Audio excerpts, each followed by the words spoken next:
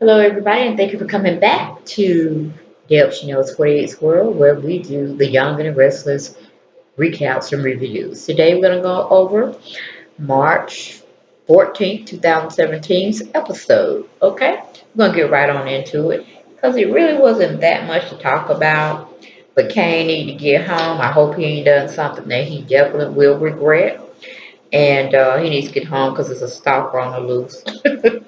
My goodness. I tell you, he leave home and it goes to a hell basket. Goes to hell in a handbasket, what they used to say.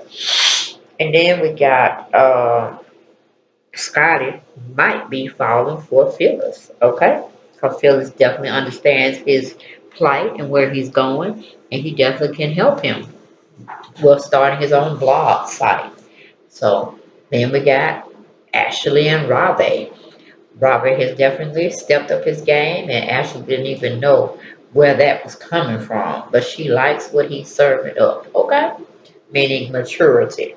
And she's looking like the immature one. I mean, just because you're young, don't make like you hadn't experienced some things or learned some things about culture, class, and sophistication, okay?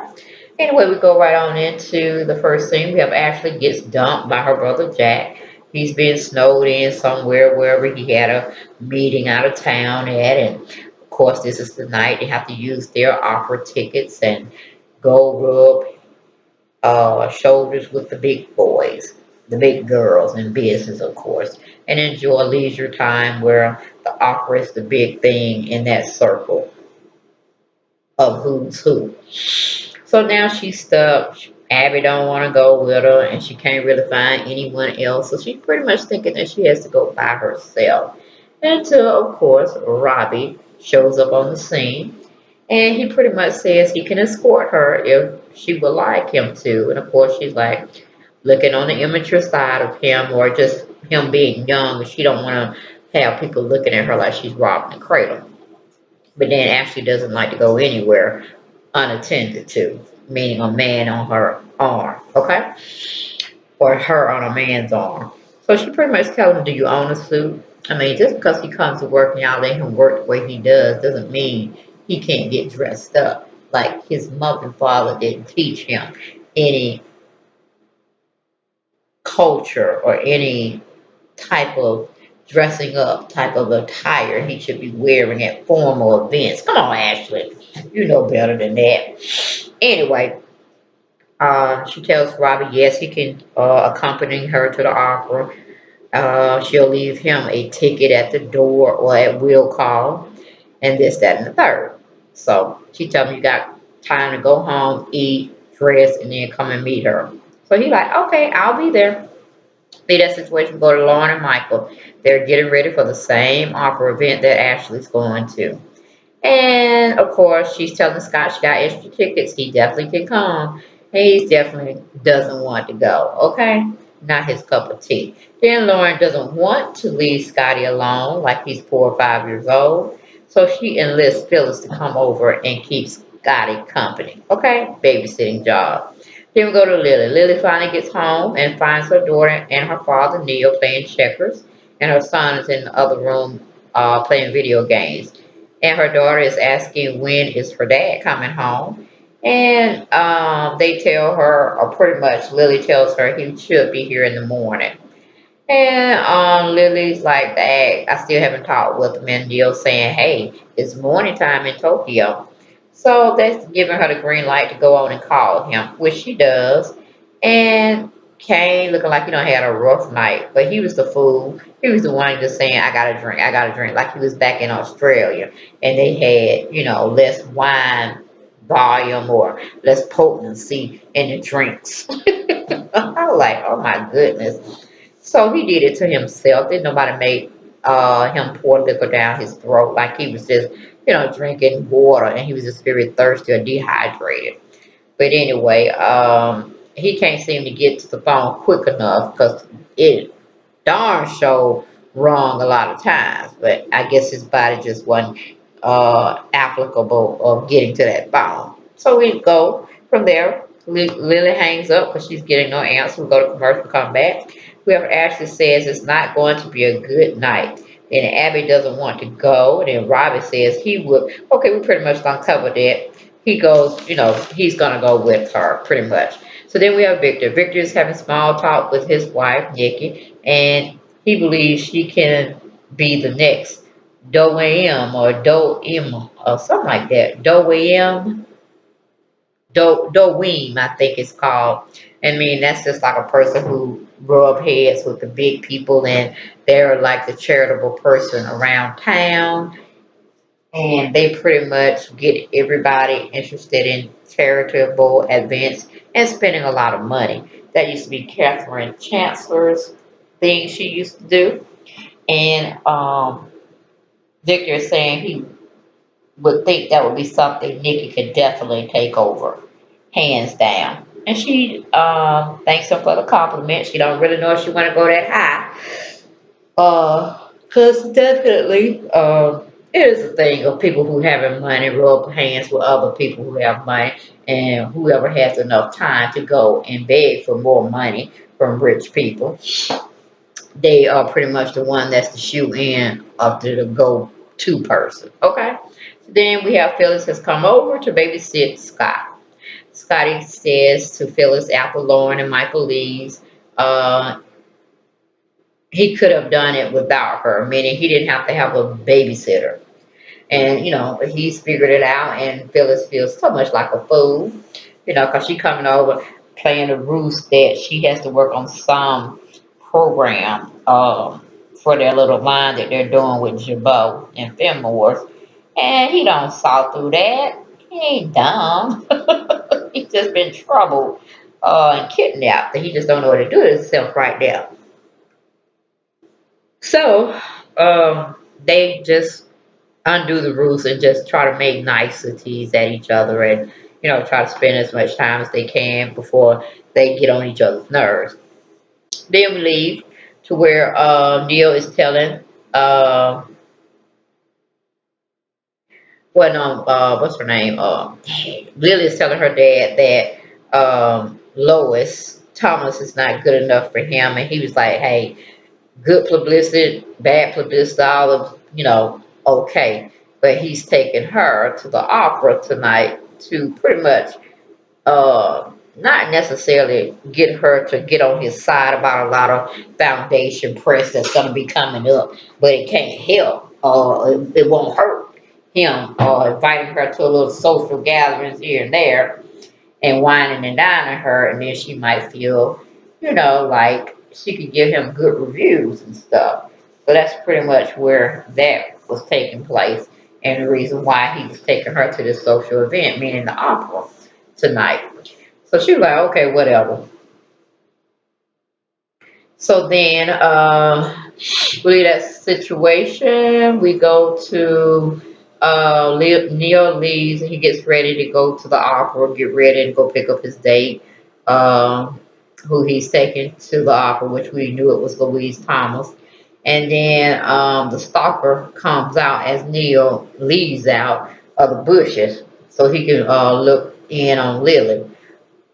And then we go to commercial, we come back, we have Lily gets a call from Kane, and she finally hears from him, and Matt is there in the room with her, and she's saying goodnight to her dad and this, that, and the third, and he's glad to hear her voice, and he tells Lily he should be home in the morning sometime, and he loves her, this, that, and the third. So they both,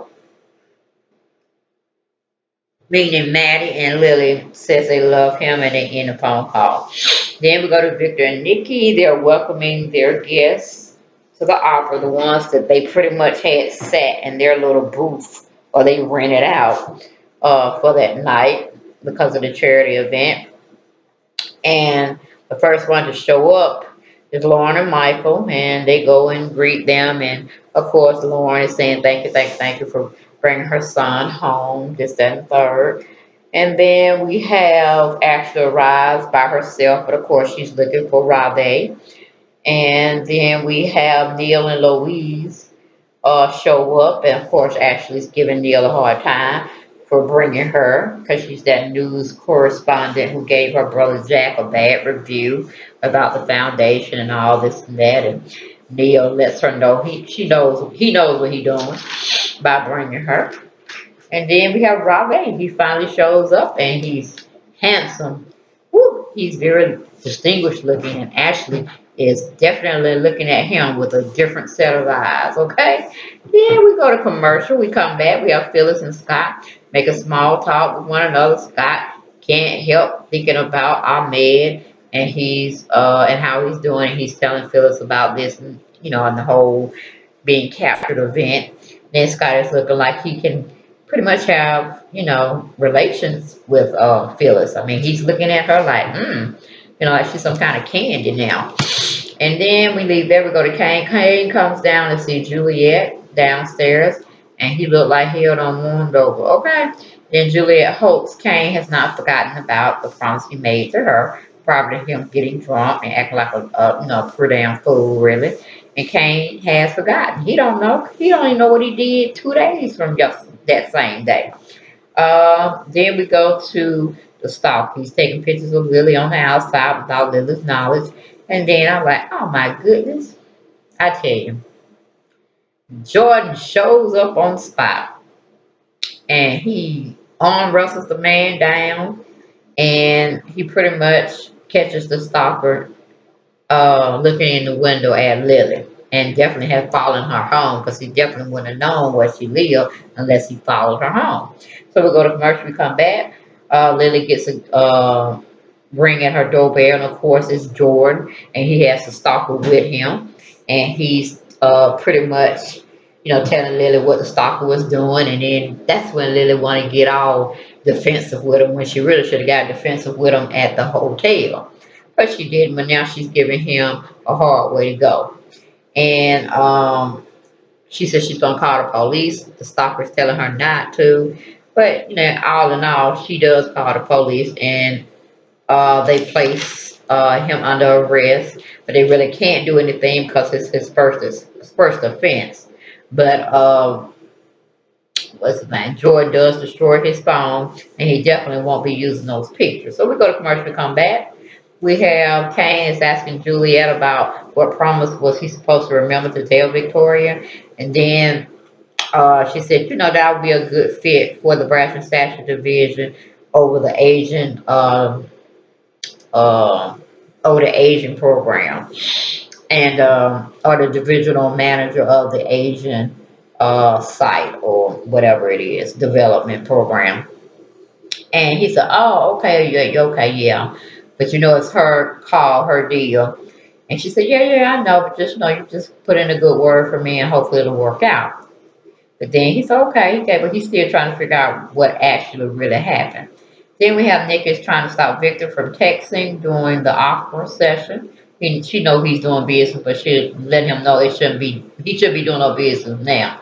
So he goes over and kisses her on the cheek. And then Lois is enjoying the opera with Neil as well.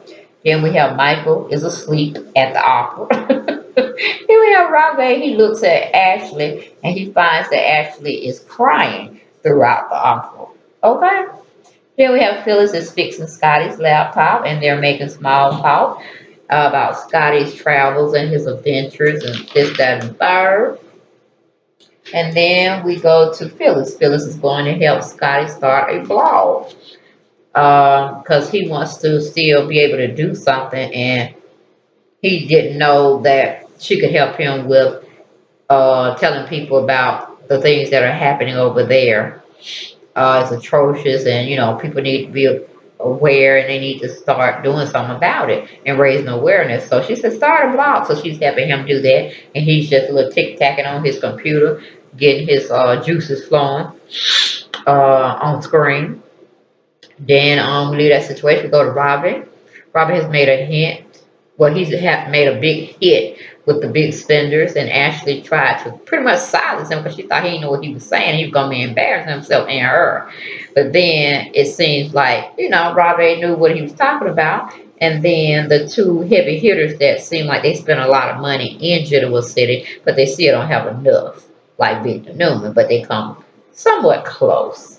And they are taken back with Rabe. They really like the way he was discussing, the different concertos he had been privy to have heard in the opera circuit, of course.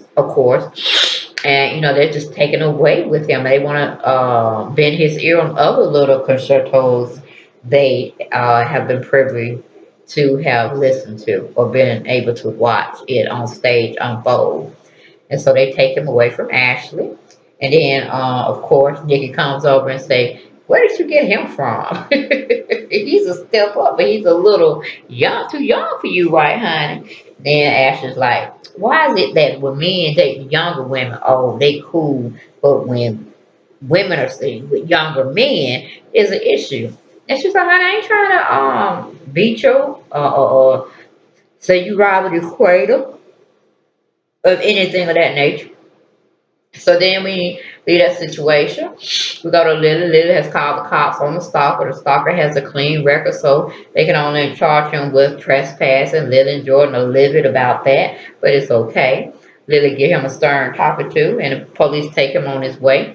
But Jordan says he would not feel comfortable leaving her all alone, especially with the situation that just happened. He tells Lily if she don't mind, he'll just camp out on the sofa and keep her safe until Kane gets there, in the morning. We go to commercial, we come back. We have Nikki is uh, again picking at Ashley about her love life. And then she tells Ashley, he's cute. Y'all make a good couple. And then she smirked and went on about her business. Then Victor tells Lauren to tell Scotty he's going to London for a business trip for a few days, but he would check with his contacts to see how they can get in touch with this old maid. And then Laura goes on to say, he wants to go back into the same line of work, and she don't want him to be, doing that and all of this. And uh, Victor said he may have a job for him. And then of course Lauren like, ooh, Lord, how much is you gonna owe Victor, honey? And then Scotty has definitely started his blog that Phyllis has gotten up for him. Then we have Lilith getting George settled on the couch, and then she finally, turns off the lights and tries to settle down herself in the bed. Then we have Kane is hugging Juliet goodbye, but he still has this haunting feeling that something went wrong. And then once he leaves, we have Juliet making a little smirk, like she knows something and she's going to be doing something, and it's not going to be any good for anybody. And then that's pretty much it. We have Ashley looking at Robbie from a different perspective and a different set of eyes, seeming like she could probably give him a chance in a relationship realm, if you get my drift. So that was all for the Young and the Restless that aired for March 14th. Uh, Look forward to talking with you again about Young and the Restless episodes that will air today, 3 o'clock my time, Eastern Standard Time Zone for March 15th. Thank you guys for tuning in. If you haven't subscribed to my channel, please do so at this time. Please tell other people about my channel and tell them to subscribe. And please continue to like and share my videos. Good night.